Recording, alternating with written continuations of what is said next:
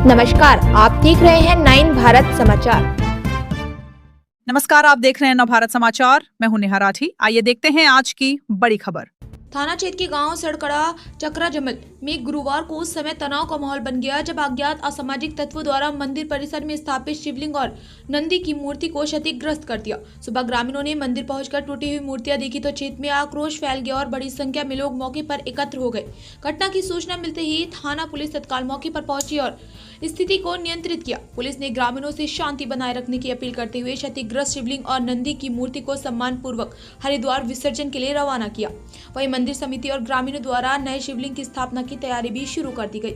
कोतवाल मुतुल कुमार का कहना है कि मामले की जांच की जा रही है और आसपास लगे सीसीटीवी कैमरों व अन्य साक्ष्यों के आधार पर दोषियों की पहचान कर उनके खिलाफ सख्त कार्रवाई की जाएगी। क्षेत्र में शांति व्यवस्था बनाए रखने के लिए पुलिस बल तैनात कर दिया गया।